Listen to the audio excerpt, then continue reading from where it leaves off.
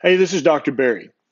Let's chat for a few minutes about butter. Is it 100% saturated evil, as you may have heard in the past? Or maybe you're hearing the new news, the new research studies, the new reviews that say, hey, you know what? Butter, not only is it not that bad, it's actually very good for you. So let's talk about that. Now, if you know someone who's still afraid of butter, who still uses margarine, or vegetable oil, please share this video with them. Send the link in a text message, in a direct message, in a smoke signal. Please help me spread the word that butter not only is not bad for you, it's actually very, very good for you. So let's talk about butter and let's learn some facts about it because it's actually an amazingly nutritious source of vitamins and minerals and all kinds of good things for you. And I want to tell you about some of that stuff. And you may not believe what I have to tell you at the end of this video. So first of all, butter is about 80% fat, and the other 19.99% of butter is water that just didn't get squeezed out of the butter. There are a few other little tiny things in there, but not enough to even really matter. There are actually over 400 different fatty acids in butter. You could actually get a PhD in just studying butter and all the things that are in butter. It's really quite fascinating. When I was doing the research for this video, there are so many things about butter that I didn't know, and I love butter, and I try to know about butter, and wow, I was really blown away by all of the nutritious things that are in butter. So out of the fat, of which butter is 80% fat, 70% of that fat is saturated fat. You're like, wait, I thought it was all saturated fat, right? No, no, not at all. So butter is a very complex food. 70% saturated fat, 25% is monounsaturated fatty acid. Okay, which that's the good stuff. That's right. You hear about that all the time. 2.3% is polyunsaturated fatty acids, and we'll talk about that more later. So 11% of the saturated fat is short chain fatty acids. And so the most common of those is butyric acid. You may have heard of that.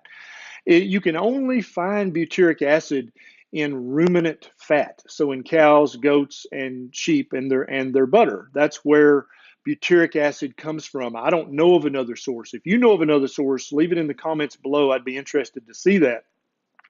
So butyric acid, very beneficial fatty acid found only in the milk fat of ruminants.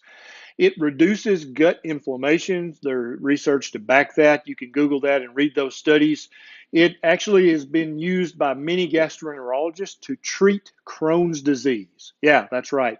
So butter is good for your gut, no doubt about that.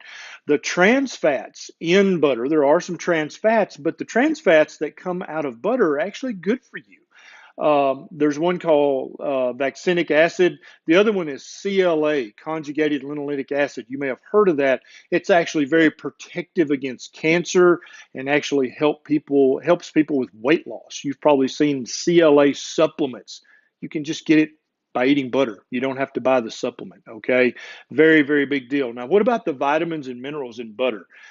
Vitamins and minerals abound in butter, the most common of which are all the fat soluble vitamins, vitamin A, vitamin D, and it's actually D3 in butter, not the D2 that's added to milk. There's actually real D3 in butter. There's vitamin E and vitamin K2. Not vitamin K1, but K2. Yeah, that's the good vitamin K that you've heard about that probably protects you from osteoporosis and from cardiovascular disease. This vitamin K has nothing to do with your bleeding or clotting cascades. It doesn't interfere with any of the blood thinning medications that you may be on or may have heard about. It has no effect on those. You can have this vitamin K, vitamin K2, at liberty. It does not affect any clotting medication that you or a loved one may be on. So study after study in the past were actually designed to show that butter was bad for you, right? Huge studies. But then when they crunched the numbers, they're like, Butter ain't bad. Okay. And so a lot of those studies just got pushed to the side, but there are some of those that actually got published, and you can read that research.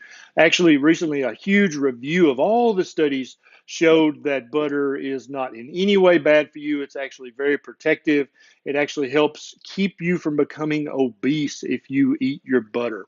So the butter, when the fat in butter, when you eat it, it's going to raise your HDL, which is a very good thing. It may also raise your LDL, and that may send up your spidey sense, right? You may say, wait, that's bad though, right?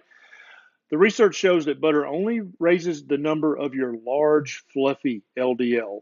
Okay, it doesn't increase your the amount of your small, possibly dangerous LDL. It only raises your levels of the large, fluffy, non-dangerous, actually protective LDL.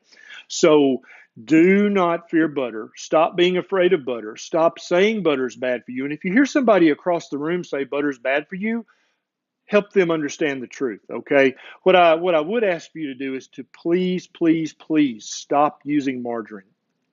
If you have a grandmother or an aunt or a cousin who uses margarine, please go to their house and throw it in the garbage and gift them some good grass-fed butter. What's the difference between grass-fed butter and regular butter? Grass-fed butter definitely has more CLA, it has more omega-3s, and it probably has more of the vitamins. But just regular old cheap butter is still infinitely better for you and your loved ones than margarine, than shortening, or than vegetable oil, which don't contain vegetables. So if you have margarine, shortening, or vegetable oil in your kitchen, please throw it away. Please use butter. Please use lard. Okay. If you have loved ones or friends who have margarine or shortening, please sneak into their kitchen late at night, sneak in ninja style, and throw it away because it's harming their health and they don't know better. It's your job to teach them better. Now, if you enjoyed this video and you would like to see more like this in the future, please consider clicking the subscribe button and the little bell button right beside it. That'll give you a notification every time I get a bright idea. And so if any of my videos have helped improve your health, if you really enjoy them, you can click on my Patreon link down below. It's a quick sign up and you can throw a buck or two my way to help me have more time to make more videos just like this. This is Dr. Berry. I'll see you next time.